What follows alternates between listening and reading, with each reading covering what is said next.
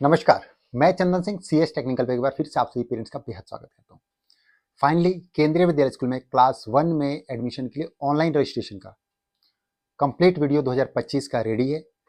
अब मैं आपको स्क्रीन पे लेके चलूंगा और कंप्लीट वीडियो मैं आप लोगों के साथ शेयर कर रहा हूँ। लेकिन थोड़ा सा पहले वीडियो के स्टार्टिंग में मैं आपको बता देता हूँ कि ये जो वीडियो मैंने बनाया है, कोशिश किया इसे मैंने जो है प्राइवेट जॉब वालों के बारे में भी बताऊँ और साथ ही साथ जो है गवर्नमेंट जॉब के लिए भी मैं आपको बताऊँ। ठीक है, तो जो भी पेरेंट्स ये वीडियो देख रहे हैं, तो आपने जो है अगर प्राइवेट एम्प्लॉय है तो आपने वहाँ पे प्राइवेट सेक्टर ही लिखना है। अगर आप गवर्नमेंट एम्प्लॉय है तो आपने वहाँ पे गवर्नमेंट का अपना लिखना है, डिपार्टमेंट का नाम लिखना है। प्राइवेट एम्प्लॉय है, हाउस वाइफ है या आप बिजनेस करते हैं तो आपने अपने हिसाब से अपना व्यवसाय वहाँ पे मेंशन करना है। ठीक है, एग्जाम्पल के लिए मैंने बताने की कोशिश किया है इस वीडियो में। और दूसरी बात, जो ट्रांसफरेबल वाले पेरेंट्स हैं उनके लिए भी मैंने जो है ट्रांसफर की डिटेल्स भी भर करके दिखाए और उनके डिपार्टमेंट का भी वहाँ पे मेंशन किया है किस तरह से आप फॉर्म भर सकते हैं। ठीक है, कंप्लीट वीडियो लेकर आया हूँ। वीडियो बनाने में लगभग 5 से 6 घंटे लगे हैं, क्योंकि 1 घंटा रिकॉर्ड करने में लगा है, उसके बाद जो इसको एडिट करने में जो है 3-4 घंटे लग जाते हैं और उसके बाद अपलोड करने में भी लगभग आधे से 1 घंटा लग जाता है। अपनी तरफ से मैंने पूरी मेहनत की है आप सभी पेरेंट्स के लिए। जिन्होंने रजिस्ट्रेशन कर लिया अच्छी बात है, एक बार वीडियो देखिए, आप उसको समझिए कि क्या आपने भी इसी तरह से फॉर्म भरा है या इसके अंदर कोई गलती कर रखी है। ये वीडियो इसलिए बनाया ताकि बहुत सारे पेरेंट्स ऐसे हैं जो कि बाहर जाकर के रजिस्ट्रेशन नहीं करवा सकते हैं, तो आप लोगों के लिए जो है ये वीडियो लेकर के आया था और साथ ही साथ घर बैठे कैसे फॉर्म भर सकते हैं इसके बारे में बताया था। इस वीडियो को देख करके आप जो है मोबाइल से भी फॉर्म भर सकते हैं और साथ ही साथ जो है आप अपने लैपटॉप, आईपैड जो भी है आपके पास, उससे भी फॉर्म भर सकते हैं। और जिन पेरेंट्स को लगता है कि वो खुद फॉर्म नहीं भर सकते और साइबर कैफे से नहीं भरवाना चाहते, तो एक मोबाइल नंबर जो है वीडियो के डिस्क्रिप्शन में मेंशन कर दूंगा, आप उस पर व्हाट्सएप पे कांटेक्ट करके आप अपना फॉर्म भरवा सकते हैं। उसके लिए जो भी उनके नॉमिनल चार्जेस वगैरह होंगे वो आपको पे करने पड़ेंगे और आप अपने बच्चे का रजिस्ट्रेशन फॉर्म सही से भरवा सकते हैं। ये नंबर शेयर करने का मेरा मोटिव ये है क्योंकि बहुत सारे पेरेंट्स ऐसे हैं जो कि गलत कोटा और कैटेगरी से खुद फॉर्म भर के भी गलती कर देते हैं या साइबर कैफे से भी फॉर्म भरवाते हैं तो गलती कर देते हैं। तो इनको अच्छी खासी नॉलेज है रजिस्ट्रेशन को लेकर के, जिस कारण कि मैंने नंबर आप लोगों से शेयर किया है। आप इनसे फॉर्म भरवा सकते हैं और आप अपने बच्चे का रजिस्ट्रेशन करवा सकते हैं। तो चलिए अभी मैं आपको स्क्रीन पे लेके चलता हूँ और सारी चीजें डिटेल में मैंने वीडियो बना रखी है। वीडियो थोड़ा लेंथी है लेकिन आप सभी पेरेंट्स के लिए लेकर आया हूँ। तो चलिए अभी स्क्रीन पे चलते हैं। तो दोस्तों सबसे पहले आप लोगों ने आ जाना है गूगल पे। आप चाहे मोबाइल से अपना फॉर्म भरें या लैपटॉप से भरें, आईपैड से भरें, कंप्यूटर पे भरें, कहीं से भी फॉर्म भरते हैं तो आपको गूगल पे आना है। उसके बाद आपने यहाँ पे टाइप करना है KVS। KVS टाइप करने के बाद कुछ इस तरह से आपके सामने यहाँ पर केंद्रीय विद्यालय संगठन का नाम आएगा। आप देख सकते हैं यहाँ पे लिखा हुआ है, इस पे आपने क्लिक करना है। तो जब आप इस पे क्लिक करेंगे तो कुछ इस तरह से इंटरफेस आप सभी के सामने आ जाएगा। यह है केंद्रीय विद्यालय संगठन की ऑफिशियल वेबसाइट और आप यहाँ पे देख सकते हैं कि केंद्रीय विद्यालय स्कूल में एडमिशन को लेकर के ये यहाँ पर जो है सबसे ऊपर देख सकते हैं कि बाल वाटिका के लिए यहाँ पर आप एडमिशन के लिए फॉर्म भरेंगे। अगर आप नेक्स्ट स्लाइड करते हैं यहाँ पर तो ये आ गया क्लास 1 के लिए। क्लास 1 के लिए आप यहाँ पे फॉर्म भर सकते हैं। बाल वाटिका 1 के लिए ये रहेगा और ये रहेगा आपका क्लास 1 के लिए।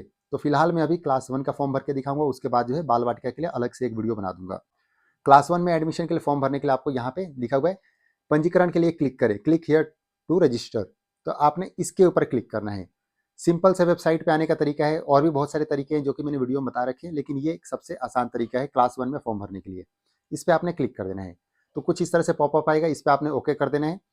उसके बाद कुछ इस तरह से आपके सामने इंटरफेस आ जाएगा और यहाँ पे साफ साफ लिखा हुआ है कि यह पोर्टल विशेष रूप से शैक्षणिक सत्र 2025-26 में भारत के केंद्रीय विद्यालय में क्लास 1 के लिए है। यानी कि आपने इस वेबसाइट पर, ये जो मैंने आपको अभी लिंक दिखाया, इस पे आपने सिर्फ क्लास 1 का ही फॉर्म भर सकते हैं। बाल वाटिका के लिए अलग लिंक दिया हुआ है। रजिस्ट्रेशन स्टार्ट करने के लिए दो तरीके हैं, आप यहाँ पे क्लिक कर सकते हैं या आपको दूसरा ऑप्शन मिलता है इस कॉर्नर में रजिस्टर का। आप दोनों में से किसी एक पे भी क्लिक करके आप अपने बच्चे का रजिस्ट्रेशन भरना शुरू कर सकते हैं। रजिस्ट्रेशन 2 फेज में कंप्लीट होता है। पहला है आपको रजिस्टर करना होगा, दूसरा है जो है रजिस्ट्रेशन। तो पहला हम करेंगे फेज 1। तो फेज 1 के लिए हम यहाँ पे क्लिक करेंगे, इस पे पंजीकरण वाले पे। इस पे क्लिक किया तो कुछ इस तरह से इंटरफेस आप सभी के सामने आ जाएगा। यहाँ पर जो है सारे इंस्ट्रक्शंस लिखे हुए हैं एडमिशन को लेकर के, रजिस्ट्रेशन को लेकर के, किस तरह से आपने करना है, क्या क्या चाहिए होगा। यहाँ पे सारे इंस्ट्रक्शंस लिखे हुए हैं। जो पेरेंट्स इंग्लिश में पढ़ना चाहते हैं इंग्लिश में पढ़ सकते हैं, जो पेरेंट्स हिंदी में पढ़ना चाहते हैं वो हिंदी में पढ़ सकते हैं। हिंदी में पढ़ने के लिए आपको यहाँ पे राइट साइड में दिख रहा है इंग्लिश और हिंदी, तो आपने हिंदी पे क्लिक करना है। हिंदी पे क्लिक करते के साथ ही आपके पास सारा गाइडलाइन, दिशा निर्देश जो भी है यहाँ पे एडमिशन को लेकर के, रजिस्ट्रेशन को लेकर के, सारे यहाँ पर ओपन होकर आ जाएंगे। आप एक एक करके सभी को पढ़ सकते हैं और उसके बाद रजिस्ट्रेशन स्टार्ट कर सकते हैं। हमें ये फॉर्म है इंग्लिश में भरना है क्योंकि इंग्लिश ही कंपलसरी है यहाँ पे फॉर्म भरने के लिए, तो हम इसको अभी इंग्लिश में कर लेंगे। और यहाँ पे लिखा हुआ है कि हेल्प डेस्क सेवा जो है 7 मार्च 2025 सुबह 10 बजे से उपलब्ध रहेगी, तो आप कॉल करके अपने डाउट्स भी क्लियर कर सकते हैं। हेल्प डेस्क के लिए एक मैंने अलग से वीडियो बना रखा है, आप चाहे तो मेरे चैनल पे जाकर देख सकते हैं कि हेल्प डेस्क में स्कूल का नंबर कैसे मिलेगा। ठीक है, तो अब शुरू करते हैं। सबसे पहले आपने स्क्रॉल डाउन करना है और सबसे नीचे आ जाना है। सबसे जब नीचे आएंगे तो यहाँ पे लिखा हुआ है, यहाँ पे बॉक्स बना हुआ है, आप देख रहे हैं, इस बॉक्स पे आपने क्लिक करना है। इसका मतलब ये है कि I have carefully gone through all section and sub section for instruction given above and I shall abide by all term and conditions as per KVS admission guideline. यानी कि आपने सारे KVS एडमिशन की गाइडलाइन पढ़ ली है और आप अपने बच्चे का रजिस्ट्रेशन करने के लिए जा रहे हैं। उसके बाद आपने प्रोसीड पे क्लिक करना है। ये मैंने प्रोसीड पे क्लिक किया, कुछ इस तरह से इंटरफेस आपके सामने आ जाएगा और ये है रजिस्ट्रेशन का फर्स्ट फेज। सबसे पहले आपको अपने बच्चे के डिटेल्स वगैरह यहाँ पर सबमिट करनी है, उसके बाद जो है आपको रजिस्ट्रेशन का प्रोसेस करना है। तो उससे पहले मैं आपको बता दूं कि यहाँ पर मैं तीनों, जैसे आप देख सकते हैं यहाँ पे फर्स्ट नेम, मिडिल नेम और लास्ट नेम। फर्स्ट नेम जो है बच्चे का कंपलसरी है, मिडिल और लास्ट जो है ऑप्शनल है। रीज़न क्या है? क्योंकि बहुत सारे बच्चों का नाम सिर्फ राम होता है, बहुत सारे बच्चों का नाम राम कुमार होता है, बहुत सारे बच्चों का नाम राम कुमार शर्मा होता है। एग्जाम्पल दे रहा हूँ मैं नाम का। तो यहाँ पर मान लीजिए कि बच्चे का नाम राहुल कुमार है, राहुल कुमार शर्मा है, तो फर्स्ट नेम में आ जाएगा राहुल, मिडिल नेम में आ जाएगा कुमार और लास्ट नेम में आ जाएगा शर्मा। अगर किसी बच्चे का नाम सिर्फ राहुल होगा तो इस कंडीशन में आप सिर्फ फर्स्ट वाले नेम में राहुल लिखेंगे, बाकी दोनों को खाली छोड़ देंगे। अगर किसी बच्चे का नाम राहुल कुमार होगा तो आप मिडिल नेम में या लास्ट नेम में कुमार मेंशन कर सकते हैं, ठीक है। उसके बाद यहाँ पे पूछा जा रहा है कि क्या बच्चा दिव्यांग है, यानी कि CWSN से अगर आप एडमिशन के लिए अप्लाई करते हैं तो आपको यहाँ पर येस करना है, अदरवाइज नो करना है। लास्ट ईयर जो मैंने वीडियो बनाया था उसमें मैंने येस करके दिखाया था, फिलहाल मैं ये वाला नो करके दिखा देता हूँ। वैसे मैं येस करूंगा तो यहाँ पर दोनों चीज़ें एप्लीकेबल हो जाएंगी, तो चलिए मैं येस ही कर देता हूँ ताकि ये कोटा भी यहाँ पर कवर हो जाएगा। तो जो पेरेंट्स अपने बच्चे के एडमिशन के लिए CWSN से अप्लाई करना चाहते होंगे उनके लिए भी वीडियो काम आ जाएगा। तो मैं यहाँ पर येस कर देता हूँ, बच्चा दिव्यांग है, ठीक है। उसके बाद आता है बच्चे की जन्म तिथि। ध्यान रहे कि क्लास 1 में एडमिशन के लिए यहाँ पे डेट मेंशन किया गया है कि birth date should be between 1 April 2017 से लेकर के 1 अप्रैल 2019 तक। CWSN वालों के लिए 2 साल का एज में रिलैक्सेशन दिया जाता है, जैसा कि मैंने ऑलरेडी वीडियो बना रखा है। तो यहाँ पर हम बच्चे का डेट ऑफ बर्थ भर देंगे। एग्जाम्पल के लिए मैं रैंडमली लूंगा क्योंकि मैं किसी बच्चे के लिए रजिस्ट्रेशन नहीं कर रहा हूँ यहाँ पर। तो यहाँ पर मैंने रैंडमली जो है कोई डेट यहाँ पे मेंशन कर देता हूँ। चलिए 1 अप्रैल 2000 या 15 अप्रैल 2018 कर देते हैं। 15 अप्रैल 2018, ये मैंने 15 अप्रैल 2018 कर दिया, ठीक है। तो ये हो गया। उसके बाद आता है आपका अगला ऑप्शन कि क्या बच्चा केंद्रीय विद्यालय संगठन के किसी कर्मचारी का बच्चा है। अगर बच्चा नहीं है तो नॉट एप्लीकेबल पे क्लिक कर देना है। अगर बच्चा है तो आपने वर्किंग पेरेंट्स के ऊपर क्लिक कर देना है कि मतलब कोई वर्किंग पेरेंट्स हैं जिनका कि बच्चा है तो आपने इस पर क्लिक कर देना। मैं यहाँ पे नॉट एप्लीकेबल कर देता हूँ, ठीक है। उसके बाद वैलिड ईमेल आईडी और मोबाइल नंबर, ये मैं वीडियो बना रहा हूँ, थोड़ा सा लेंदी होगा पेरेंट्स, क्योंकि रजिस्ट्रेशन के बारे में A to Z समझाना जरूरी है। क्योंकि मान लीजिए कि मैं नहीं समझाऊंगा तो बहुत सारे पेरेंट्स जो है गलती कर देते हैं, इसलिए मैं हर टॉपिक को एक्सप्लेन भी कर रहा हूँ साथ ही साथ में। यहाँ पर देखिए ईमेल आईडी और मोबाइल नंबर लिखना है। इस बात का आपने ध्यान रखना है कि ईमेल आईडी आपका इंडियन सिम कार्ड हो और करंट में आपका चल रहा हो, क्योंकि उसी के ऊपर आपका OTP भी आएगा और सारे आपके स्कूल में एडमिशन को लेकर के सारे कॉल वगैरह मैसेजेस वगैरह सभी इसी नंबर पे आएंगे। और मोबाइल नंबर और दोनों चीज़ें, ईमेल आईडी और मोबाइल नंबर दोनों ही आपको सेम रखने हैं, मतलब कि आपका वो वर्किंग हालत में हो, इस बात का आपने ध्यान रखना है, ठीक है। क्योंकि वर्किंग हालत में नहीं होगा तो आपके ऊपर उसके अपडेट्स नहीं आ पाएंगे, तो इसलिए आपने इसका ध्यान रखना है। यहाँ पर आप ईमेल आईडी और मोबाइल नंबर भरेंगे, उसके बाद कैप्चा कोड आप सही से भरेंगे। कैप्चा कोड भी आपने बिल्कुल कैपिटल और स्मॉल का ध्यान रखना है। बहुत बार ऐसा होता है कि पेरेंट्स कैपिटल स्मॉल का ध्यान नहीं रखते हैं और जो उनका बार बार इनवैलिड दिखाता है, तो इस बात का आपने ध्यान रखना है। मैं अभी ये दोनों चीज़ें भर लेता हूँ, उसके बाद जो है आपको यहाँ रजिस्टर पे क्लिक करना है और उसके बाद जो है आगे का प्रोसेस कंप्लीट करना है। यहाँ पे मैं भर लेता हूँ क्योंकि ड्यू टू गाइडलाइन मुझे यहाँ पर इसको हाइड करना पड़ेगा, तो मैं यहाँ पे डिटेल्स भर लेता हूँ, उसके बाद मैं आपको रजिस्टर पे क्लिक करके दिखाता हूँ। तो दोस्तों यहाँ पर मैंने ईमेल आईडी और मोबाइल नंबर भर दिया और साथ ही साथ कैप्चा कोड भी भर दिया। अब मैं यहाँ पर रजिस्टर पे क्लिक करूँगा, जो आपको ऑरेंज कलर का दिख रहा होगा, इस पर आपने भी क्लिक करना है।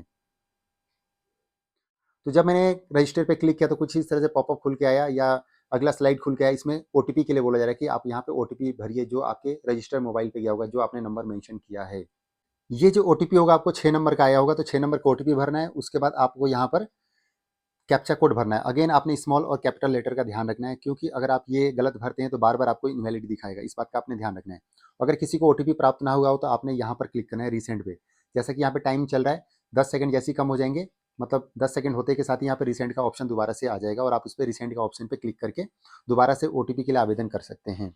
तो मैं यहाँ पे OTP भर लेता हूँ, कैप्चा कोड भर लेता हूँ, उसके बाद मैं आपको यहाँ पे वेरीफाई पे क्लिक करूँगा और आगे का प्रोसेस दिखाऊंगा। तो दोस्तों यहाँ पर मैंने OTP और कैप्चा कोड भर लिया, उसके बाद मैं यहाँ पे वेरीफाई पे क्लिक करता हूँ। तो जब मैंने वेरीफाई पे क्लिक किया तो यहाँ पर मुझे बच्चे का नाम और बच्चे का डेट ऑफ बर्थ और उसके बाद पंजीकृत मोबाइल नंबर यहाँ पे मेंशन हो गया। ये जो आपको लॉगिन कोड मिला है ये आपने संभाल के रखना है जब तक केंद्रीय विद्यालय संगठन का प्रोविजनल लिस्ट नहीं आ जाता है, क्योंकि इसी के थ्रू आप जो है दोबारा से लॉगिन कर पाएंगे। पेरेंट्स ध्यान रहे, अगर आपने इसको मिस कर दिया तो आप अपने बच्चे का एडमिशन लिस्ट में नाम आने के बाद भी एडमिशन नहीं करवा पाएंगे। तो इसलिए आपको इसको रखना है। आप चाहे तो डायरी में लिख लीजिए, आप चाहे तो स्क्रीनशॉट ले लीजिए, प्रिंट आउट ले लीजिए, जहाँ रखना आप रखिए। आप अपने घर की दीवार पे किसी लिख करके रख लीजिए, क्योंकि पिछले साल बहुत सारे पेरेंट्स ऐसे थे जिन्होंने इसको मिस कर दिया था और उनके बच्चे का नाम आने के बाद भी दाखिला नहीं मिला था। तो सबसे बेस्ट तरीका है कि आप घर के किसी दीवार पे कोने में लिख दीजिए या कहीं पे भी आप इसको लिख करके रख लीजिए। मैं आपको रिपीट कर रहा हूँ, ये अगर आपने मिस कर दिया तो आपके बच्चे को एडमिशन नहीं मिलेगा। इस बात का आपने ध्यान रखना है। मैं इसको यहाँ पर स्क्रीनशॉट ले लेता हूँ और इसको अपने सिस्टम में सेव कर लेता हूँ एग्जाम्पल के लिए, फ्यूचर के लिए। ठीक है, उसके बाद जो आपको लॉगिन आईडी मिला है, अब इसका आपने इस्तेमाल कहाँ करना है वो मैं आपको बताता हूँ। यहाँ पे प्रिंट का ऑप्शन आ रहा है, आप इसको प्रिंट कर सकते हैं। उसके ऊपर जस्ट आ रहा है क्लिक हियर। तो क्लिक हियर आपको मतलब आगे पोर्टल पे लॉगिन करके आपको बच्चे का एडमिशन करना है तो आप यहाँ पे क्लिक कर सकते हैं। दूसरा एक और जरिया है, आप वहाँ पे भी क्लिक कर सकते हैं। यहाँ पे देखिए राइट साइड में लॉगिन का ऑप्शन आ रहा है, अगर आप देख पा रहे हो तो राइट साइड में सबसे जो है लॉगिन का ऑप्शन आ रहा है। आप यहाँ पे भी क्लिक करके अपने बच्चे के एडमिशन के लिए लॉगिन कर सकते हैं रजिस्ट्रेशन के लिए। तो मैं फिलहाल यहाँ पर नीचे जो लिंक है इस पर क्लिक कर देता हूँ। तो जब मैंने इस पर क्लिक किया तो यहाँ पर मांग रहा है आपका लॉगिन कोड, बच्चे का date of birth, registered mobile number और कैप्चा कोड। ये डिटेल्स आपको दोबारा से भरनी पड़ेंगी। तो दोस्तों यहाँ पर मैंने लॉगिन कोड, बच्चे का date of birth, mobile number भर दिया और कैप्चा कोड भी साथ में भर दिया। अब मैं यहाँ पे लॉगिन पे क्लिक करूंगा। मैंने लॉगिन पे क्लिक किया, कुछ इस तरह से इंटरफेस आपके सामने खुल करके आ जाएगा। पेरेंट्स वीडियो थोड़ा लेंदी होगा लेकिन मैं कोशिश करूंगा आपको सारी कोटा और कैटेगरी ए टू जेड समझाऊं, क्योंकि अगर कोई भी इसमें कोटा और कैटेगरी छूट जाता है, डिटेल छूट जाती है तो पेरेंट्स गलती कर देते हैं। तो मैं ये एजुकेशनल वीडियोस बना रहा हूँ, इसलिए मेरा फर्ज बनता है कि आपको पूरा डिटेल में वीडियो समझाऊं। जिसको स्किप करना हो कर सकता है, जिसको फॉरवर्ड करना है कर सकता है, अपने हिसाब से आप इसको फॉरवर्ड कर सकते हैं या वीडियो की स्पीड को बढ़ा सकते हैं। लेकिन मैं यहाँ पर सारी चीज़ों को एक्सप्लेन करूँगा। सबसे पहले बेसिक इन्फॉर्मेशन आपको भरना होता है, जो हम अभी भर चुके हैं। 5 स्टेप में रजिस्ट्रेशन आपका कंप्लीट होता है। पहला स्टेप हमने कंप्लीट कर दिया है बेसिक इन्फॉर्मेशन का। दूसरा होगा पेरेंट्स की डिटेल्स। तीसरा होगा चॉइस ऑफ स्कूल। चौथा होगा आपका अपलोड डॉक्यूमेंट्स। और पांचवा और लास्ट होगा आपका डिक्लेरेशन एंड सबमिट। तो ये आपको करना है। ठीक है, पहला हमारा हाफ कंप्लीट हो चुका है, हाफ और हम अभी कंप्लीट करेंगे। ठीक है, तो यहाँ पर जैसे मैंने कि बच्चे के लिए डिफरेंटली एबल्ड के लिए किया था तो मैंने वहाँ पे यस किया था। तो यहाँ पे पूछा है कि बच्चे का डिसेबिलिटी किस प्रकार का है, दिव्यांगता किस प्रकार का है। तो मैं यहाँ पे जब क्लिक करूंगा तो यहाँ पे बहुत सारे ऑप्शन खुल के आएंगे। तो इसमें से कोई सा भी एक आप जो आपका हो बच्चे का वो आप क्लिक कर सकते हैं। ध्यान रहे कि अदर डिसेबिलिटी जो है एज पर केवीएस गाइडलाइन, मतलब कि आपको केवीएस की गाइडलाइन को पढ़ना है उसके अकॉर्डिंग होना चाहिए। अगर इसमें से कुछ नहीं है तो एग्जाम्पल के लिए मैं यहाँ पे कर देता हूँ ऑटिज्म का कर देता हूँ। ठीक है, मैंने यहाँ पे ऑटिज्म कर दिया। मैं यहाँ पे सिर्फ ये रजिस्ट्रेशन करना सिखा रहा हूँ, इसलिए मैं यहाँ पर एग्जाम्पल के लिए रैंडमली सेलेक्ट कर रहा हूँ। उसके बाद अगला ऑप्शन आ जाता है जेंडर का। यहाँ पर आपको क्लिक करना है और बच्चे का जेंडर सेलेक्ट करना है। जो भी आपके बच्चे का जेंडर होगा वो आपने क्लिक करके यहाँ पे सेलेक्ट करना है। अगर आपका बच्चा मेल है तो मेल क्लिक करना है, फीमेल है तो फीमेल करना है, अगर थर्ड जेंडर है तो आपने थर्ड जेंडर पे क्लिक करना है। यहाँ पर मैं एग्जाम्पल के लिए मेल कर देता हूँ क्योंकि उन्होंने बच्चे का नाम राहुल कुमार शर्मा रखा था। पहले क्या होता था कि फीमेल करते थे तो यहाँ पर सिंगल गर्ल चाइल्ड कोटा का ऑप्शन आ जाता है, लेकिन अब वो कोटा खत्म कर दिया है, जिस कारण अब यहाँ पर सिंगल गर्ल चाइल्ड कोटा का ऑप्शन नहीं आता है। तो यहाँ पर मैं इसको मेल कर देता हूँ। ठीक है, उसके बाद पूछा जा रहा है कि परिवार का आय वर्ग क्या है। जैसा कि मैं बहुत टाइम से बताते आ रहा हूँ कि ईडब्ल्यूएस वाले पेरेंट्स के पास सर्टिफिकेट होना चाहिए और बीपीएल वालों के पास सर्टिफिकेट होना चाहिए। तो आपके पास क्या है, ये है मतलब अगर कोई लो इनकम ग्रुप से बिलोंग नहीं करता है तो आपने उस पर क्लिक करना है। यहाँ पर तीनों आ रहा है कम आय वर्ग के अंतर्गत, do not belong to low income group. दूसरा है आर्थिक रूप से कमजोर। तो तीसरा है गरीबी रेखा के नीचे, बीपीएल वाले। ठीक है, तो आप जो आपका जो हो इसमें से उस पर आपने क्लिक करना है। एग्जाम्पल के लिए मैं आपको तीनों ही क्लिक करके दिखा देता हूँ। ठीक है, क्योंकि मैं ये सभी के लिए वीडियो बना रहा हूँ। तो मैंने पहले पे क्लिक किया तो कोई ऑप्शन नहीं आया क्योंकि do not belong to low income group. अगर आप दूसरे वाले पे क्लिक करते हैं तो यहाँ पे और ऑप्शन खुल के आ जाते हैं। यहाँ पर सर्टिफिकेट नंबर, उसके बाद ईडब्ल्यूएस सर्टिफिकेट किस दिन इशू किया गया वो आ जाता है। उसके बाद आ जाता है आपका बीपीएल कार्ड या ईडब्ल्यूएस सर्टिफिकेट किसके अथॉरिटी से इशू किया गया है, वो यहाँ पे डिटेल्स भरनी होती हैं। वहीं अगर आप तीसरे वाले पे क्लिक करते हैं गरीबी रेखा से नीचे वाले बीपीएल के लिए, तो उसमें भी ये सेम रहने वाला है। उसमें डिटेल्स आपको बीपीएल कार्ड की भरनी है। ऊपर वाले में आपको ईडब्ल्यूएस की डिटेल्स भरनी है और ये नीचे वाला जो सेकंड नंबर है इसमें आपको बीपीएल कार्ड की डिटेल्स भरनी है। ये आपको रजिस्ट्रेशन के टाइम पे ही भरना है। पेरेंट्स ध्यान रहे कि यहाँ पे कहीं भी मेंशन नहीं है कि जो आपने अप्लाई कर रखा है उसकी रिसिप्ट की डिटेल्स भर सकते हैं। यहाँ पे कहीं पे भी मेंशन नहीं है, जैसा कि डीजी ईडब्ल्यूएस कैटेगरी में होता है कि अगर आपने अप्लाई कर रखा है तो उसकी डिटेल्स भी आप भर सकते हैं। लेकिन केवी में ऐसा नहीं है, आपके पास सर्टिफिकेट या बीपीएल कार्ड होना चाहिए, बीपीएल का जो सर्टिफिकेट होता है वो होना चाहिए आपके पास। तो यहाँ पर मैंने कर दिया, ईडब्ल्यूएस कर दिया या बीपीएल ले लीजिए, दोनों सेम है, आप अपने हिसाब से भर लेना। फिर उसका सर्टिफिकेट नंबर यहाँ पे मैं भर देता हूँ एग्जाम्पल के लिए 12/HG/2024 एग्जाम्पल के लिए मैंने भर दिया, ठीक है। रैंडमली नंबर डाल रहा हूँ, किसी से कोई लेना देना नहीं है इस नंबर का। उसके बाद किस दिन इशू किया गया तो मैं नवंबर 2024 कर देता हूँ, ठीक है। तो ये मैंने एग्जाम्पल के लिए कर दिया। उसके बाद किसके द्वारा इशू किया गया है तो मैं एग्जाम्पल के लिए डाल देता हूँ नगर निगम, ये एग्जाम्पल के लिए डाल रहा हूँ। आप अपने हिसाब से जो आपको इशूइंग अथॉरिटी होगा उसका आपने डालना है पेरेंट्स, ठीक है। उसके बाद यहाँ पूछा जा रहा है कास्ट, जाति, तो जो भी SC ST OBC NCL से बिलोंग करते हैं उनको यहाँ पे सेलेक्ट करना है।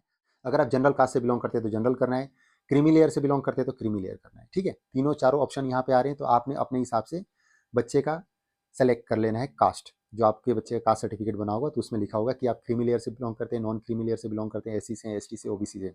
तो आप जनरल करते हैं तो यहाँ पे आपको कास्ट सर्टिफिकेट स्कूल में नहीं देना होता है एडमिशन लिस्ट में नाम आने के बाद। लेकिन अगर आप उसके अलावा बाकी किसी और में करते हैं तो आपको जो है उसका सर्टिफिकेट स्कूल में देना पड़ता है। ध्यान रहे, अगर मैं OBC यहाँ पे करता हूँ तो OBC भी देना पड़ेगा, OBC NCL करता हूँ उसका भी देना पड़ेगा, SC करता हूँ तो उसका भी देना पड़ेगा, ST करता हूँ तो उसका भी देना पड़ेगा। तो एग्जाम्पल के लिए मैं यहाँ पे OBC NCL कर देता हूँ क्योंकि सबसे ज़्यादा सीटें होती हैं, तो मैंने OBC NCL कर दिया, ठीक है।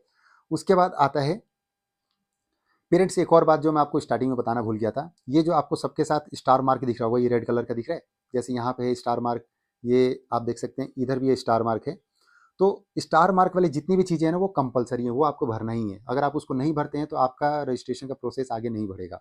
जैसे मैं बोल रहा था ब्लड ग्रुप सर्टिफिकेट, ये ऑप्शनल है। यहाँ पे देख सकते हैं, यहाँ पे कोई स्टार मार्क नहीं है रेड कलर का, तो ये ऑप्शनल है। आप इसको सेलेक्ट कर भी सकते हैं और स्किप भी कर सकते हैं। तो जैसे मेरा A पॉजिटिव है तो मैं यहाँ पर एग्जाम्पल के लिए अपना ही ब्लड ग्रुप यहाँ पे सेलेक्ट कर देता हूँ, ठीक है। तो अगर आपके भी बच्चे का आपको ब्लड ग्रुप पता है तो आप इसको सेलेक्ट कर सकते हैं।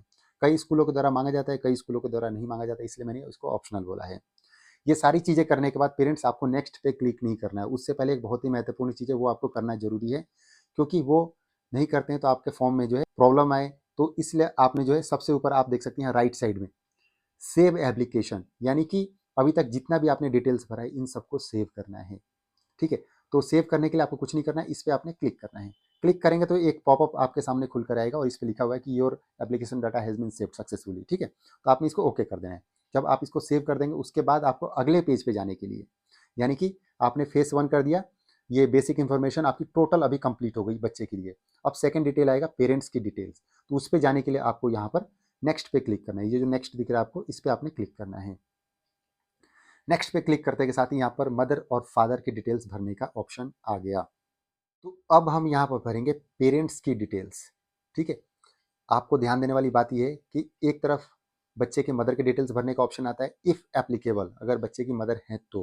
अगर नहीं है तो यहाँ पे आपको ऑप्शन मिल जाएगा लेट वाला, आप उसको भी क्लिक कर सकते हैं, ठीक है। और उसी तरह से फादर का, मदर और फादर में से किसी एक का आपको भरना है कंपलसरी है, तभी वो पेरेंट्स के उसमें आएगा। अगर कोई गार्जियन है तो जो भी होंगे, लाइक बच्चे के मदर एज अ गार्जियन होंगे तो उसका भरना है, लेकिन ध्यान है कि लीगली अगर अडॉप्ट किया होगा तभी, नहीं तो बच्चे के मदर और फादर की ही डिटेल्स यहाँ पे भरनी है। अगर किसी पेरेंट्स ने लीगली अडॉप्ट किया है तो एज अ पेरेंट्स आप यहाँ पे भर सकते हैं, लेकिन अगर आपने लीगली उसको अडॉप्ट नहीं किया है तो फिर आपको स्कूल से प्रॉब्लम हो सकती है एडमिशन के टाइम पर। तो अगर आपने लीगली अडॉप्ट कर रखा होगा तभी आपने इसकी डिटेल्स भरनी है यहाँ पर, ठीक है। तो सबसे पहले हम मदर्स की डिटेल्स यहाँ पे भरेंगे, उसके बाद हम फादर की डिटेल्स भी भरेंगे। यहाँ पर मैं एक और चीज़ बताऊँगा आपको आगे चल करके जो बहुत ज़रूरी है, ठीक है। सबसे पहले यहाँ पे मदर की डिटेल्स में मैं यहाँ पे मैसेज कर देता हूँ, ठीक है। उसका मदर का नाम मैं भर देता हूँ एग्जाम्पल के लिए पूनम, मैंने यहाँ पे पूनम कर दिया, ठीक है। उसके बाद नेशनैलिटी, मतलब कि राष्ट्रीयता क्या है, तो मैं इंडिया कर देता हूँ ऑब्वियसली। अगर कोई अदर है तो आप भर सकते हैं, अगर कोई NRI वगैरह है तो वो अपना NRI का भर सकते हैं, ठीक है। उसके बाद यहाँ पर एक ऑप्शन आता है कि क्या आप चाहते हैं कि माता और पिता का आवासीय पता सेम हो जाए, और सेम ही यहाँ पे ऑटो फिल हो जाए। मतलब कि अगर बच्चे के पेरेंट्स एक ही घर में रहते हैं, एक ही जगह से आप एडमिशन के लिए अप्लाई कर रहे हैं, तो आप यहाँ पे येस करेंगे, अदरवाइज नो करेंगे, ठीक है। तो इस कंडीशन में यहाँ पे नो करूँगा, बिकॉज मैं यहाँ पे दिखाने वाला हूँ कि आप 2 स्टेट या 2 डिस्ट्रिक्ट में कैसे फॉर्म भर सकते हैं, सॉरी 2 स्टेट में आप कैसे फॉर्म भर सकते हैं एक ही रजिस्ट्रेशन फॉर्म के अंदर, ठीक है। तो मैंने यहाँ पे कर दिया नो।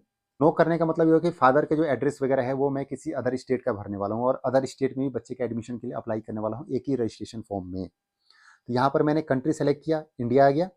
उसके बाद राज्य, एग्जाम्पल के लिए मैंने मदर का जो राज्य है, जैसे कि मान लीजिए कि हाउस वाइफ अगर होती हैं तो मैंने उत्तराखंड कर दिया।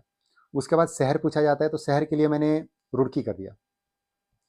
रुड़की से बिलोंग करता हूँ, वैसे मैं देहरादून भी कर सकता था क्योंकि मैं देहरादून से भी रहने वाला हूँ। तो उसका पिन कोड वगैरह भरना होता है, तो पहले हम एड्रेस भर लेंगे जो कि मैंडेटरी है। एग्जाम्पल के लिए मैं यहाँ पे रैंडमली भर देता हूँ 1/11 स्पेस रुड़की, ये मैंने एग्जाम्पल के लिए भर दिया पेरेंट्स, ठीक है। उसके बाद पिन कोड, रुड़की का जो पिन कोड है वो मैं भर देता हूँ, आपने अपने स्टेट का भरना है, ठीक है। ध्यान रहे कि आपने बिल्कुल वही एड्रेस भरना है जो आपके पास डॉक्यूमेंट्री प्रूफ में हो। आपने ऐसा कोई एड्रेस नहीं भरना है जिसका आपके पास कागजी दस्तावेज ना हो। ये मैंने यहाँ पे भर दिया, ठीक है। उसके बाद ये सब जो ऑप्शनल है, पिन कोड वगैरह, घर का टेलीफोन नंबर, मदर का मोबाइल नंबर, ईमेल आईडी जो है सब ऑप्शनल है। आप चाहें तो भर सकते हैं, भरते हैं तो अच्छी बात है, अगर नहीं भरते हैं तो आपकी मर्जी है। उसके बाद ऑक्यूपेशन, मैं ऑप्शनल क्यों बोल रहा हूँ, क्योंकि इनके ऊपर स्टार मार्क नहीं लिखा है इस तरह से। जैसे स्टार मार्क आपको दिख रहा होगा, ये स्टार मार्क जो है यहाँ पर इन सभी के साथ नहीं लगा हुआ है, तो मैं इन सबको स्किप कर रहा हूँ, ठीक है। आप भर सकते हैं सभी को। उसके बाद ऑक्यूपेशन पूछ रहा है तो आप हाउस वाइफ भर सकते हैं, अगर हाउस वाइफ है, वर्किंग है तो आप वर्किंग भर सकते हैं, आप अपने हिसाब से भर लीजिएगा, ठीक है। या होम मेकर भी भर सकते हैं, जैसे कि आजकल होम मेकर बोलते हैं, तो होम मेकर भी आप भर सकते हैं। तो ये मैंने होम मेकर भर दिया। उसके बाद संस्था का नाम में भी जो है होम मेकर भर दिया। आपने अपने हिसाब से भरना है, जो भी बच्चे की मदर काम करती हो उसका आपने भरना है। अगर कोई गवर्नमेंट जॉब में है तो आपको आगे ऑप्शन मिल जाएगा, वो भर सकते हैं आप। और यहाँ पर आप सर्विस मेंशन कर सकते हैं कि एग्जांपल के लिए कि आप आर्मी में है, एयरफोर्स में, नेवी में है, सेंट्रल गवर्नमेंट एम्प्लॉई है, स्टेट गवर्नमेंट एम्प्लॉई है, पुलिस में है, आप कुछ भी भर सकते हैं। वही मैं जो डिफेंस वालों के लिए वो मैं आपको इधर फादर वाले में भर के दिखाऊंगा, ताकि प्राइवेट जॉब वाले और गवर्नमेंट जॉब वाले दोनों के लिए ये वीडियो क्लियर हो जाएगा।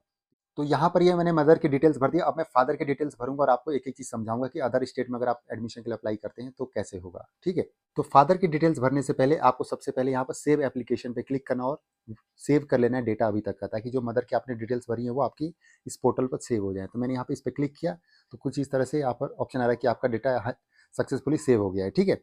उसके बाद हम यहाँ पर फादर की डिटेल्स भरेंगे, बच्चे के फादर की।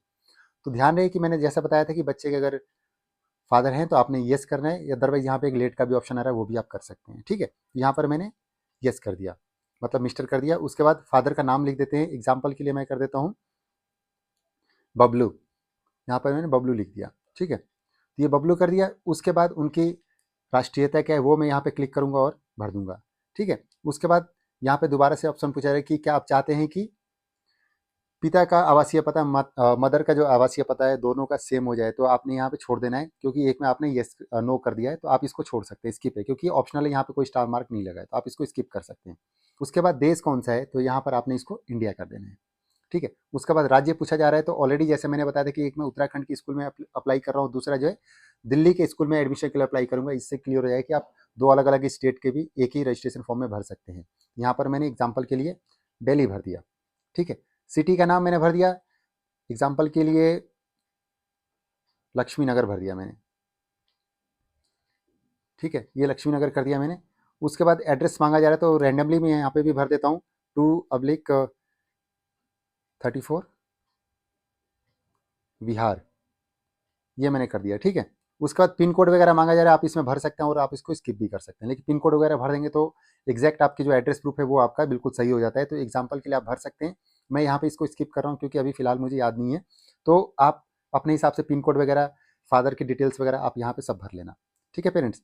उसके बाद फादर का ऑक्यूपेशन, एक मैंने यहाँ पे प्राइवेट जॉब दिखा दिया, होम मेकर हो गया। अब यहाँ पर जो है मैं फादर का एक गवर्नमेंट जॉब भी दिखा दूंगा ताकि दोनों ही क्लियर हो जाएगा, ठीक है।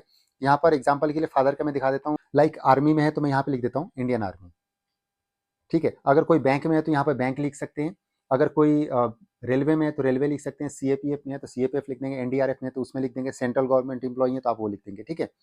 इंडियन आर्मी कर दिया मैंने यहाँ पे। उसके बाद ऑर्गेनाइजेशन पूछा जा रहा है, संस्था का नाम, तो मैंने इंडियन आर्मी ही कर दिया।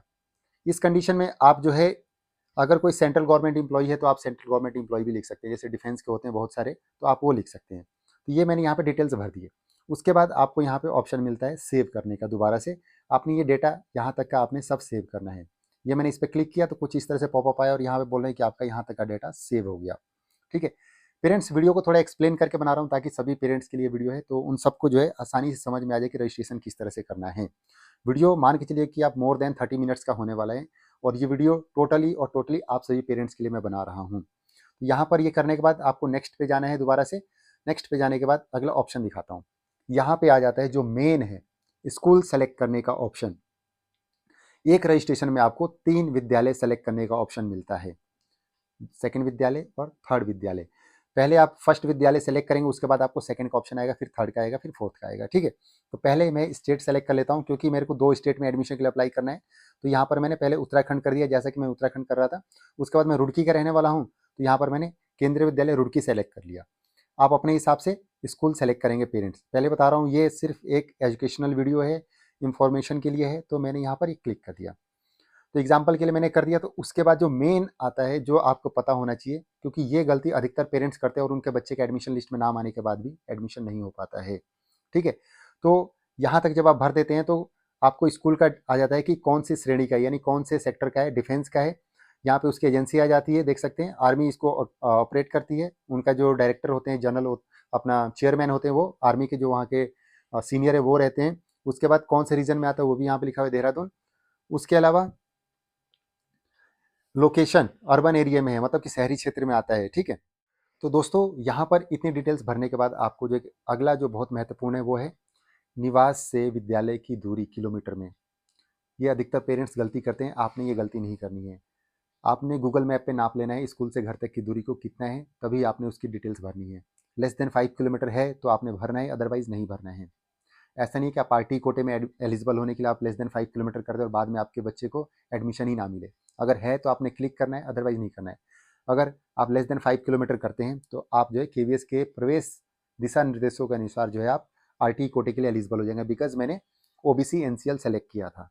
अगर मैंने ओबीसी एनसीएल सेलेक्ट नहीं किया होता तो यहाँ पर वो नहीं आता। अगर मैं जनरल कास्ट सेलेक्ट किया होता वहाँ पे तो यहाँ पर आरटी के लिए मैं एलिजिबल नहीं होता।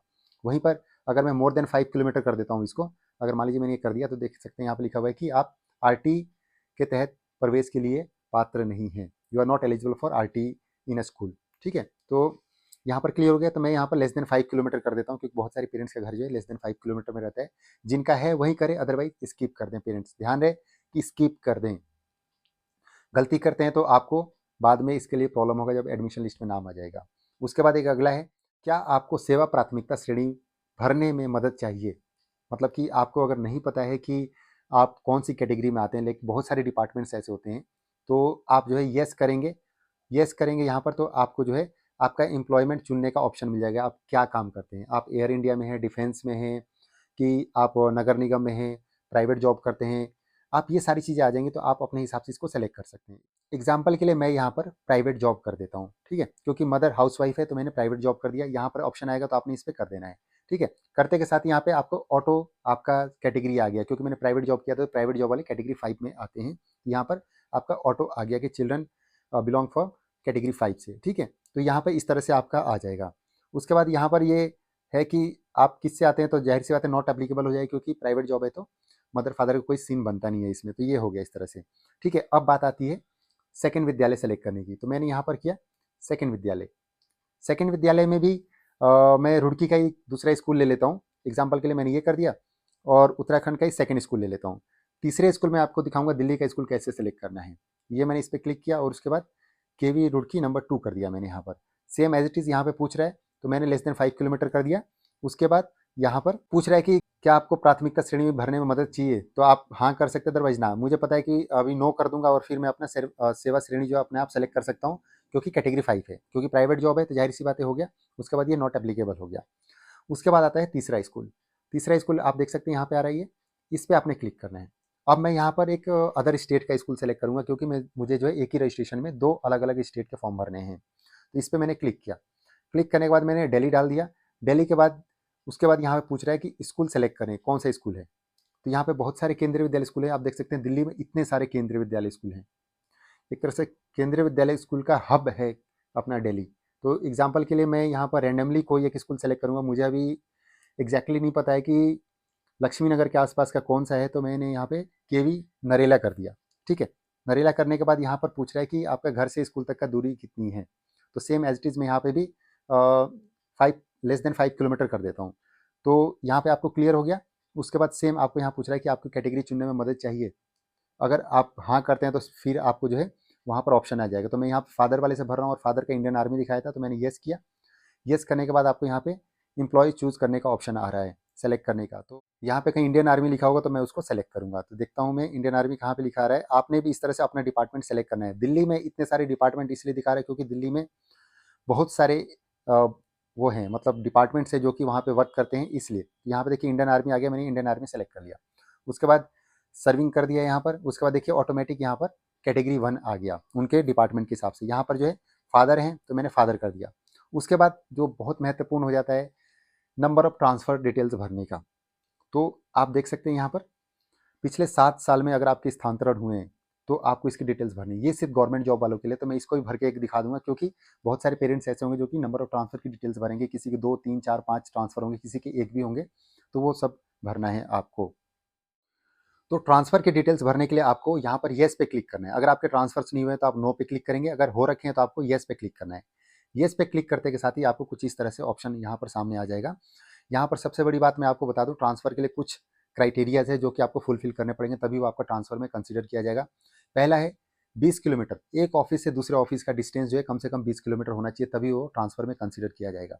दूसरा जो रूल है वो ये है कि कम से कम आपने एक ऑफिस में 6 महीने लगाए हों, उसके बाद अगर आपका ट्रांसफ़र हुआ है तब वो आपका पोस्टिंग में कंसिडर किया जाएगा, ट्रांसफ़र में कंसिडर किया जाएगा। ये दोनों चीज़ों का आपने ध्यान रखना है कि एक ऑफिस से दूसरे ऑफिस का डिस्टेंस मिनिमम 20 किलोमीटर होना चाहिए और ड्यूरेशन जो है कम से कम एक ऑफिस में आपका 6 महीने का रहा हो, तभी वो कंसिडर किया जाएगा। और ध्यान रहे कि आपका जो ट्रांसफ़र डिटेल्स भरनी है वो 31/3/2018 के बाद से पिछले 7 वर्षों का डिटेल्स भरना है यहाँ पर। मतलब समझिए आप कि 2025 से पहले आपके जितने भी ट्रांसफ़र्स हुए हैं वो वाले आपने भरने हैं। तो यहाँ पर मैं एग्जांपल के लिए रैंडमली मैं भर दूंगा। जैसे कि मैं भर देता हूँ यहाँ पर EWS भर दिया मैंने, ठीक है, यूनिट का नाम। उसके बाद ज्वाइन करने की तिथि में भर देता हूँ, आपका रैंडमली लूँगा क्योंकि मैं तो एक एग्जांपल के लिए दिखाने वाला हूँ पेरेंट्स, तो मैंने ये भर दिया, ठीक है। और उसके बाद कार्यालय से रिलीज़ होने की डेट जो है आपकी हो जाएगी 2021 में ही कर दूंगा मैं, आपका 22 कर दूंगा मैं। एग्जाम्पल के लिए दिखा रहा हूँ दोस्तों, तो आपने जो है अपने डॉक्यूमेंट्स के हिसाब से आपने भरना है, ठीक है। मैंने एग्जाम्पल के लिए सेट करके दिखा रहा हूँ। जैसे ही मैंने यहाँ पर ज्वाइन करने की डेट भरी और उसके बाद रिलीज होने की, उस ऑफिस से आउट होने की डेट भरी, तुरंत यहाँ पे आ गया कि नंबर्स ऑफ डेज कितने हैं, ठीक है, क्या मैंने उस ऑफिस में कितना टाइम लगाया वो यहाँ पे आ गया। उसके बाद ट्रांसफ़र कहाँ पे हुआ है, कौन से ऑफिस में हुआ है, ये आ रहा है, तो मैं यहाँ पे भर देता हूँ PWD, एग्जाम्पल के लिए मैं भर देता हूँ यहाँ पर, ठीक है। उसके बाद पूछ रहा है कि दोनों कार्यालयों के बीच की दूरी कितनी है, एग्जाम्पल के लिए कि आप एक ऑफिस में थे दूसरे में जा रहे हो तो कितना डिस्टेंस है, तो यहाँ पर आपको नंबर्स में भरना है कि डिस्टेंस कितना है किलोमीटर में। तो एग्जाम्पल के लिए मैं यहाँ पे 45 किलोमीटर कर देता हूँ। रैंडमली नंबर्स भर रहा हूँ, तो इसलिए पेरेंट्स आपने अपना फॉर्मेट के हिसाब से ही भरना है। जो आपको सर्टिफिकेट मिला होगा डिपार्टमेंट से आपके, जो आपने बनवाया होगा, उसकी डिटेल्स भरनी है आपने, ठीक है। ये भर दिया। उसके बाद आता है आपका ट्रांसफ़र का ऑर्डर, ट्रांसफ़र ऑर्डर नंबर कितना है। तो एग्जाम्पल के लिए मैं यहाँ पर 15/67/RD एग्जाम्पल के लिए मैंने कर दिया। ये हो गया आपका ट्रांसफ़र की डिटेल्स। ये मैंने ट्रांसफ़र की डिटेल्स भर दी है। जिन पेरेंट्स के एक से ज़्यादा ट्रांसफ़र्स हो रखे हों तो आपको यहाँ पे दूसरा ऑप्शन मिलता है ऐड न्यू रो, तो आपने इस पर क्लिक करना है। इस पर क्लिक करने के साथ ही आपको यहाँ पर जो है दोबारा से अदर डिटेल्स भरने का ऑप्शन मिल जाएगा। आपको यहाँ पर सारे डिटेल्स भर लेनी है। बहुत सारे पेरेंट्स ऐसे होंगे जिनको 3, 4, 5, 6 ट्रांसफ़र्स होते हैं, तो आपको उसकी डिटेल्स भर लेनी है। मैं यहाँ पे एग्जांपल के लिए दिखा दिया, आप कितने भी यहाँ पे भर सकते हैं। एक मैंने ट्रांसफ़र यहाँ पे भर दिया। उसके बाद सेम एज इट इज़ अभी आपने जो है यहाँ पे टॉप पे आना है, यहाँ पर लास्ट में ये देख सकते हैं यहाँ पर सेव एप्लीकेशन, आपने इस पर क्लिक करके यहाँ तक के डिटेल्स को आपने सेव कर लेना है। मैंने यहाँ तक के डिटेल्स को यहाँ पर कंप्लीटली सेव कर दिया रजिस्ट्रेशन के लिए। सारे स्कूल सेलेक्ट कर दिए, डिस्टेंस मैंने भर दिए, यहाँ पर जो है सब कुछ मैंने तैयार कर दिया, ठीक है। उसके बाद आपको सेम एज इट इज़ यहाँ पे नेक्स्ट पे आना है। नेक्स्ट पे आने के बाद आपको इस पर क्लिक करना है। क्लिक करने के साथ ही आप जो है एडमिशन के चौथे पड़ाव पे पहुंच जाएंगे, जिसमें कि आपको डॉक्यूमेंट्स अपलोड करने होते हैं। आपके बच्चे का बर्थ सर्टिफिकेट और आपके बच्चे का पासपोर्ट साइज फ़ोटो, ये दोनों चीज़ें आपको यहाँ पे अपलोड करनी होती हैं, ध्यान रहे, ठीक है। पेरेंट्स, एक और बात बताना चाहूँगा आप सभी पेरेंट्स को कि जो प्राइवेट सेक्टर वाले पेरेंट्स होंगे उनके लिए मैंने बताया था कि जो मैंने बच्चे का मदर का डिटेल्स भरा था वो प्राइवेट सेक्टर वालों की तरह ही भरा था, तो उस तरह से आपने अपना भरना है, ठीक है। इसलिए ये प्राइवेट सेक्टर और गवर्नमेंट जॉब दोनों के लिए रजिस्ट्रेशन एक तरह से कंप्लीटली हो गया, तो आपको उसी तरह से डिटेल्स भरनी है। अगर किसी बच्चे के पेरेंट्स दोनों ही प्राइवेट एम्प्लॉय तो आप दोनों में प्राइवेट एम्प्लॉय भरेंगे, किसी के दोनों गवर्नमेंट जॉब में तो आप दोनों ही भर सकते हैं। अगर किसी बच्चे के दोनों ही पेरेंट्स अगर गवर्नमेंट जॉब में हैं तो आपको जो है इस कंडीशन में जिसके नंबर्स ऑफ ट्रांसफर ज़्यादा हों उस वाले से आपने एडमिशन के लिए फॉर्म भरना चाहिए, क्योंकि आपके एडमिशन के चांसेस बढ़ जाएंगे, क्योंकि नंबर ऑफ ट्रांसफर जितने ज़्यादा होंगे उतने ज़्यादा एडमिशन के चांसेस होंगे। ठीक है, तो अब यहाँ पर कुछ लिखे हुए हैं, मैं आपको पढ़ के बता देता हूँ। फोटो अपलोड करने से पहले और आपका जो बर्थ सर्टिफिकेट है, पहला नंबर केवल पीडीएफ या जेपीजी फाइल ही मान्य होगा। बच्चे की फोटो जेपीजी फाइल में होनी चाहिए, समझिए कि बच्चे की जो फोटो होगी वो जेपीजी फाइल में होनी चाहिए, और फाइल का अधिकतम साइज जो है 256 केबी से बड़ा नहीं होना चाहिए। स्टार चिन्हित सभी दस्तावेज अनिवार्य हैं। All documents mark with star are mandatory. ठीक है, 256 केबी से ज़्यादा बड़ा नहीं होना चाहिए फाइल का साइज, और फोटो जो है जेपीजी फाइल में अपलोड करना है, और जो आपका बच्चे का वो बर्थ सर्टिफिकेट होगा आप पीडीएफ में या जेपीजी दोनों में से किसी एक में अपलोड कर सकते हैं। यहाँ पे साफ साफ मेंशन है। ठीक है, तो सबसे पहले हम बच्चे का जन्म तिथि प्रमाण पत्र यानी बर्थ सर्टिफिकेट अपलोड करेंगे। तो उसके लिए आपने क्या करना है कि यहाँ पर चूज फाइल पे क्लिक करना है। ये दिख रहा होगा आपको कि फाइल यहाँ से सेलेक्ट करें, तो इस पर आप क्लिक करेंगे तो सीधा आपको गैलरी में ले जाएगा कि आप कहाँ से फोटो उठाना चाहते हैं। आप क्लिक करना चाहते हैं कि गूगल ड्राइव से लेना है, कि आपके लाइब्रेरी में पड़ा हुआ है, या अभी रिसेंट में खींचने वाले हैं, तो आप वहाँ से ले सकते हैं। तो मैं यहाँ पे लाइब्रेरी में जाऊँगा और वहाँ से उठाऊंगा फोटो। ठीक है, उसके बाद मैं आपको आगे का प्रोसेस दिखाता हूँ। तो दोस्तों जब आप सेलेक्ट कर लेंगे अपने बच्चे का बर्थ सर्टिफिकेट, उसके बाद यहाँ अपलोड पे क्लिक करना है। जब आप अपलोड पे क्लिक करेंगे तो यहाँ पे देखिए जा रहा है कि फाइल अपलोडेड सक्सेसफुली। ठीक है, उसके बाद आपको जो है यहाँ पर बच्चे का पासपोर्ट साइज फोटो अपलोड करना है। ध्यान रहे कि ये जेपीजी में होना चाहिए। ये जो इंस्ट्रक्शन है अगर आप इसको फॉलो नहीं करते हैं, जो जेपीजी और पीडीएफ के लिए बताया गया, तो आपको बार बार यहाँ पर फेल दिखाएगा या बोलेगा इनवैलिड करके दिखाएगा। तो यहाँ पर मैं फोटो भी सेलेक्ट कर लेता हूँ। तो ये मैंने यहाँ पे फोटो भी सेलेक्ट कर लिया, उसके बाद मैं यहाँ पे इसको अपलोड करता हूँ। ठीक है, अपलोड किया तो यहाँ पे फाइल अपलोडेड सक्सेसफुली, यहाँ पे दोनों चीज़ें अपलोड हो गई। ये आपको यहाँ तक प्रोसेस कंप्लीट हो गया कि बच्चे का बर्थ सर्टिफिकेट और आपको passport size photo coloured upload करना है। ध्यान रहे कि रिसेंट का फोटो होना चाहिए। उसके बाद यहाँ पे मैंने 3 केंद्रीय विद्यालय स्कूल में एडमिशन के लिए अप्लाई किया, तो यहाँ पर आ गया कि आपको कौन कौन से डॉक्यूमेंट्स आपको स्कूल में लेके जाना पड़ेगा जब आपके बच्चे का एडमिशन लिस्ट में नाम आएगा। तो ये डॉक्यूमेंट्स मैंडेटरी होंगे, आपके पास होने चाहिए, ओरिजिनल वो भी। ध्यान रहे यहाँ पर देखिए केंद्रीय विद्यालय स्कूल में क्लास 1 में एडमिशन के लिए आपको बच्चे का जन्म प्रमाण पत्र, पासपोर्ट साइज फोटो, निवास प्रमाण पत्र, SC ST OBC NCL वाला सर्टिफिकेट, जो मैंने OBC NCL सेलेक्ट किया था। उसके बाद बच्चे का मैंने DA कोटे से भी अप्लाई किया था, तो बच्चे का प्रमाण पत्र होना चाहिए, और EWS BPL श्रेणी से मैंने जो डिटेल्स भरे थे उसके भी डिटेल्स होने चाहिए। ठीक है, यहाँ पर मैंने डिटेल्स भरे थे ताकि पेरेंट्स का वहाँ पे लग जाए। ठीक है, जैसे कि मदर का EWS सर्टिफिकेट वगैरह लग सकता था, इसलिए मैंने वहाँ डिटेल्स भरे थे। अगर आप एप्लीकेबल है तो भरना है, अदरवाइज छोड़ देना है। ठीक है, मैंने यहाँ पे सभी डिटेल्स भरे हैं ताकि एक ही वीडियो में मैं आपको कंप्लीट दिखा सकूँ। Same as it is KV number 2 के लिए भी रहने वाला, और केवी 3 के लिए जो मतलब केवी नरेला है जो दिल्ली का, उसके लिए आपको थोड़ा ज़्यादा लेंगे, क्योंकि मैंने वहाँ पे इंडियन आर्मी सेलेक्ट किया था बच्चे के फादर का, तो वहाँ पर सरकारी जॉब वालों के लिए थोड़ा सा बढ़ जाएगा। बच्चे की जन्म तिथि प्रमाण पत्र, बच्चे का पासपोर्ट साइज फोटो, निवास प्रमाण पत्र, बच्चे का कास्ट सर्टिफिकेट जो OBC NCL सेलेक्ट किया था, उसके बाद DA कोटे से एडमिशन के लिए अप्लाई किया था, तो बच्चे का विकलांगता प्रमाण पत्र, उसके बाद EWS BPL के डिटेल्स भरे थे मदर के रिगार्डिंग, तो वो आपका आएगा। उसके बाद यहाँ पर आपको सर्विस सर्टिफिकेट भी देना पड़ेगा, ध्यान रहे, और रिटायर्ड एम्प्लॉय को जो है अपना कंपिटेंट अथॉरिटी के द्वारा बना हुआ जो है उनको वो देना पड़ेगा, उनका डिस्चार्ज बुक वगैरह जो होता है वो उनको देना पड़ेगा। इस बात का आपने ध्यान रखना है। ठीक है, उसके बाद लास्ट जो मैंने ट्रांसफर की डिटेल्स भरे थे 8वें नंबर पर देख सकते हैं, वो आपको देना है, वो आपके डिपार्टमेंट से बनेगा, और वो भी आपको स्कूल में जमा करना है जब आपके बच्चे का एडमिशन लिस्ट में नाम आ जाएगा। तो ये डिटेल्स नंबर्स ऑफ डॉक्यूमेंट्स का है, जो कोटा और कैटेगरी आपने सेलेक्ट किए होंगे उसकी डिटेल्स यहाँ पे आ गई कि ये डॉक्यूमेंट्स आपके लगेंगे एडमिशन के टाइम पर। ये जब सारी चीज़ें हो जाएँ तो सेम एज इट इज़ आपने यहाँ पे लास्ट में आना है, सेव एप्लीकेशन पे क्लिक करना है। इस पर क्लिक करते के साथ ही आपका ये डिटेल्स यहाँ पर कंप्लीट हो गए। अब फाइनल स्टेज पे जाएंगे, यानी कि यहाँ तक अपलोड डॉक्यूमेंट तक हो गया। अब लास्ट बच गया डिक्लेरेशन एंड सबमिट। इस पे हम जाएंगे और आगे की डिटेल्स भरेंगे। यहाँ पर आया मैं, और यहाँ पर मैंने इस पर क्लिक किया। क्लिक करने के बाद यहाँ पर लास्ट स्टेप पे आ जाएंगे डिक्लेरेशन एंड सबमिट पर। तो यहाँ पर डिक्लेरेशन बाय पेरेंट्स, यहाँ पर देखिए बहुत सारी चीज़ें लिखी हुई आपको पढ़ना चाहिए। एक आध पॉइंट मैं आपको पढ़ करके बता देता हूँ कि यहाँ पर लिखा है कि मैं प्रमाणित करता हूँ या करती हूँ कि मैं ऑनलाइन आवेदन पत्र को भरने के लिए दिशा निर्देशों के सभी खंडों को पढ़ा और समझा है। मैंने निर्देशों के अनुसार ही आवेदन पत्र भरा है। दूसरा पॉइंट लिखा हुआ है कि मैं प्रमाणित करता हूँ या करता हूँ कि मेरे द्वारा दी गई सभी जानकारी सही है। एक और है जो बहुत इंपॉर्टेंट है, आपको पढ़ना चाहिए कि मैं इस शर्त से सहमत हूँ कि उपरोक्त तथ्य यदि गलत पाए जाते हैं तो मेरा बच्चा या बच्ची के केंद्रीय विद्यालय स्कूल में एडमिशन अयोग्य होगा या होगी। उसके बाद एक और है कि मैं मानता हूँ या मानती हूँ कि यदि एक ही बच्चे के लिए एक से अधिक आवेदन उसी स्कूल में जमा किए हैं तो बच्चों के सभी आवेदन पत्र उस स्कूल के लिए अमान्य माने जाएंगे। जैसा कि मैंने आप सभी पेरेंट्स को बताया कि अगर सेम स्कूल में आप एडमिशन के लिए फॉर्म भरे जाते हैं तो आपके बच्चे का फॉर्म कैंसिल कर दिया जाएगा। तो आपसे दोबारा निवेदन है कि आपने गलती नहीं करनी है। उसके बाद अगला है कि मैं प्रमाणित करता हूँ या करती हूँ कि फॉर्म में विद्यालयों के लिए मेरे द्वारा चुनी गई केवी के निवास की दूरी की जानकारी सही है। जैसा कि मैंने डिस्टेंस के लिए आपको ऑलरेडी वीडियो में मैंने बताया, ये सारी चीज़ें जो है केवी खुद बोलता है, इसलिए मैं आपको पहले से बता रहा हूँ क्योंकि मेरे पास अच्छा खासा नॉलेज है केंद्रीय विद्यालय स्कूल में एडमिशन को लेकर के। उसके बाद यहाँ पर है, मैं किसी भी केंद्रीय विद्यालय द्वारा चयनित होने पर प्रवेश के दौरान अपलोड डॉक्यूमेंट सेक्शन में सूचीबद्ध दस्तावेजों की मूल प्रति प्रस्तुत करूंगा या करूंगी। यानी कि जो भी आपने अपलोड डॉक्यूमेंट्स किए हैं और जो भी आपने कोटा और कैटेगरी से एडमिशन के लिए अप्लाई किया वो सभी डॉक्यूमेंट्स आप एडमिशन के टाइम पर स्कूल में जमा करेंगे। इसी कंडीशन पर आपको ये एडमिशन मिलेगा। और जब आप ये सारे इंस्ट्रक्शंस पढ़ लेंगे उसके बाद आपको यहाँ पर ये बॉक्स दिख रहा होगा, इस पर आपने क्लिक करना है। क्लिक करने के बाद आपको यहाँ पर दो तरह का ऑप्शन मिलेगा, एक मिलेगा सेव टू प्रीव्यू और दूसरा है यहाँ पर प्रीवियस पेज पर जाकर कुछ भी एडिट करना हो तो सबसे पहले हम यहाँ पर सेव टू प्रीव्यू करेंगे, ठीक है। और उसके बाद जो भी हमने फॉर्म भरा है, डिटेल्स भरे, वो हम वहाँ पर चेक करेंगे प्रीव्यू में। उसके बाद हम आगे का प्रोसेस दिखाएंगे।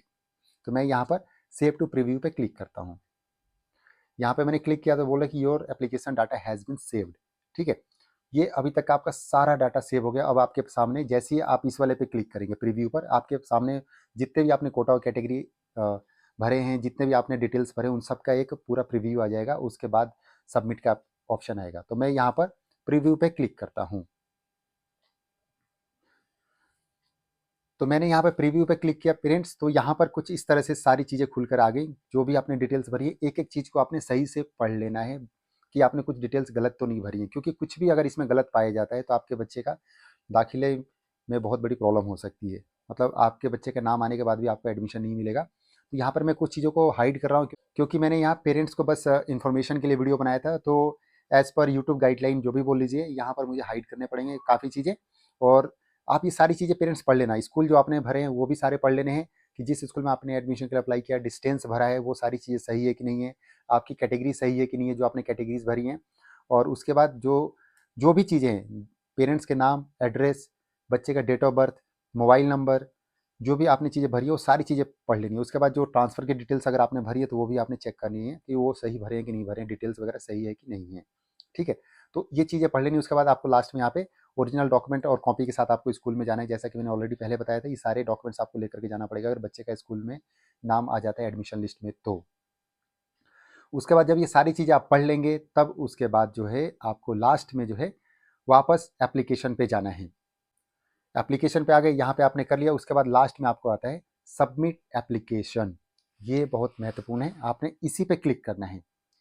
मैंने इस पर क्लिक किया। क्लिक करते के साथ यहाँ पे एक पॉपअप खुल गया और बोला कि are you sure you want to submit this application. यहाँ पे लिखा है please note that once your application is submitted you can't make any changes to it. If you want to edit some information please do not submit the form now. Instead go back the appropriate section of the form using the back button and edit the required information before submitting। तो अगर आपको लगता है कि अभी भी अगर आपने कुछ भी डॉक्यूमेंट्स आपने गलत भरे हैं तो आपके पास अभी भी मौका है, नो कैंसिल पे जाकर के आप क्लिक करके एडिट कर सकते हैं। लेकिन अगर आपने एक बार येस सबमिट कर दिया उसके बाद आप कोई भी चेंजेस नहीं कर पाएंगे। तो इस कंडीशन में हम यहाँ पर येस सबमिट कर देंगे। तो येस सबमिट पे क्लिक किया और आपके पास आपके रजिस्टर्ड मोबाइल पर एक OTP आएगा। जो आपने शुरू में मोबाइल रजिस्टर के लिए डाला था उस पर OTP आएगा, वो OTP आपको यहाँ पर भरना है। जैसा कि वो OTP आएगा आपका 6 नंबर का होगा। तो मैं OTP भर लेता हूँ, उसके बाद आपको मैं वेरीफाई OTP पे क्लिक करने का बताऊंगा, ठीक है। तो मैं OTP भर लेता हूँ पहले।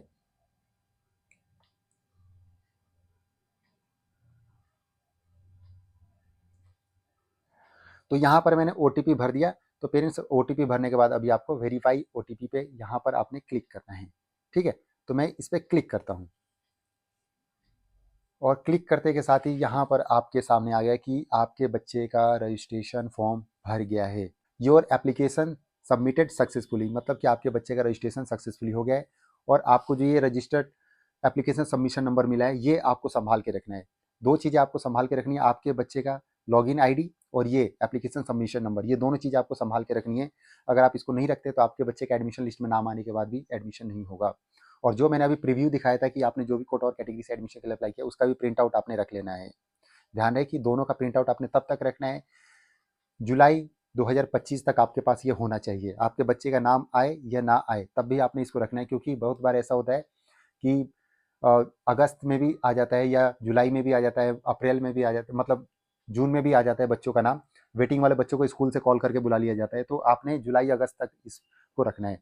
कई बार जो है सितंबर तक भी पेरेंट्स को कॉल करके बुलाया जाता है एडमिशन के लिए, इस साल भी ऐसा हुआ था। तो आप इसको प्रिंट करके रख सकते हैं, सेव करके रख सकते हैं, अपने दीवार पर लिख लीजिए, डायरी में लिख लीजिए, जहाँ पे आपको सुटेबल हो वहाँ पे लिख करके रख लीजिए, लेकिन रख लीजिए कुल मिला करके। तो दोस्तों मैं उम्मीद करता हूँ कि इस वीडियो में जो भी डिटेल्स लेकर के आया हूँ रजिस्ट्रेशन को लेकर के, वो आप सभी पेरेंट्स के लिए हेल्पफुल साबित होगा। बाल वाटिका 3 के लिए एक अलग से रजिस्ट्रेशन करूंगा और उसका भी वीडियो अपलोड कर दूंगा, बाल वाटिका 1 और 3 के लिए, तो आप उसको भी देख करके जो पेरेंट्स अपने बच्चे का दाखिला करना चाहते हैं उसके लिए फॉर्म भर सकते हैं। तो और ऐसी इंफॉर्मेटिव वीडियो के लिए सीएस टेक्निकल को सब्सक्राइब करें, साथ ही साथ Telegram, Instagram, Facebook, WhatsApp page का लिंक आपको वीडियो के डिस्क्रिप्शन में मिल जाएगा। वीडियो अच्छी लगी तो प्लीज़ इसको लाइक जरूर कीजिए, क्योंकि इस वीडियो को बनाने में बहुत ही ज़्यादा मेहनत लगा है। और साथ ही साथ आप चाहें तो इसको अपने सोशल मीडिया पे भी शेयर कर सकते हैं, अपने साथियों के साथ शेयर कर सकते हैं, फ्रेंड सर्कल में शेयर कर सकते हैं, अपने व्हाट्सएप ग्रुप में भी शेयर कर सकते हैं इस वीडियो को, ताकि और सभी पेरेंट्स को भी इसकी जानकारी मिल सके। तो आज के लिए बस इतना ही, तब तक के लिए थैंक यू, बाय बाय, नमस्कार।